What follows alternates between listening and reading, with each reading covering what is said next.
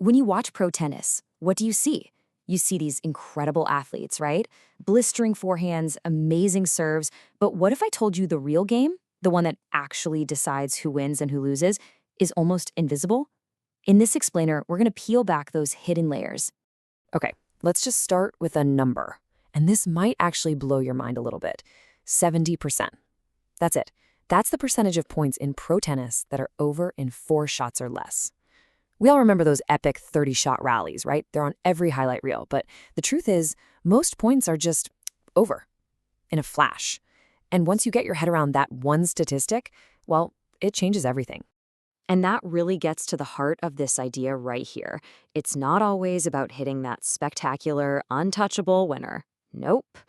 More often than not, the real goal is to be so ridiculously solid that you basically force your opponent to crack first. The real art is in making them miss. Okay, so if most points are super short, and they're usually decided by who messes up first, then what's the real game being played here?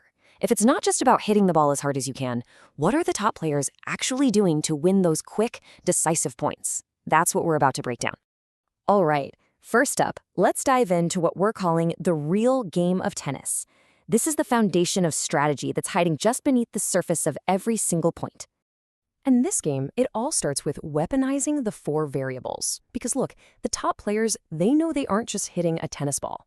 They're sending a whole package of information over the net, and they control every single little detail of that package. And here they are. These are the 4 fundamental building blocks of every single shot in tennis. You've got speed, spin, height, and direction. A beginner might just focus on, hitting it hard, but a true tactician, they're consciously playing with all 4 of these on every single ball. So this is where it gets really cool. This is how those variables become actual weapons. Just look at that opponent effect column. Hitting a flat, hard shot, yeah, it's fast, but what it's really doing is crushing their reaction time. That heavy topspin, that's specifically designed to create a high, nasty bounce that pushes them off the court. And that low slice, it's all about pulling them in and making them hit up on the ball from a weak position. See? Every shot has a purpose. It's pure cause and effect. Okay, so you've got this toolkit. Now it's the goal. It's simple, really, and it's our next layer, breaking your opponent's rhythm. You use those variables with one mission, and one mission only, to absolutely shatter your opponent's comfort zone. So, what even is rhythm?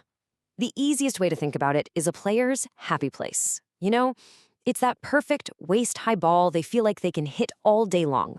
It's their favorite sequence of shots where everything just feels automatic. A tactical player's entire mission is to never, ever let their opponent find that groove. And this right here, this shows you the 2 completely different worlds inside a tennis match.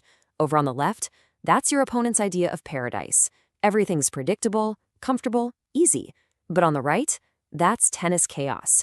The goal of a tactician is to be that chaos. To be a tornado that just denies them everything they want. So how do you actually create that chaos? Well, here it is, the Disruptor's Toolkit. And just look at how it uses our 4 variables. You change the height, you vary the spin, you mess with the depth, you mix up the pace. It's not random. It's a systematic playbook for making your opponent's life an absolute nightmare on the court. All right, now we're going to the deepest layer. We've talked about the physical side of this, but why is it so effective? The answer isn't in their muscles, it's all in their head. We're about to get into the cognitive science of how you actually force someone to make a mistake. And this is the key.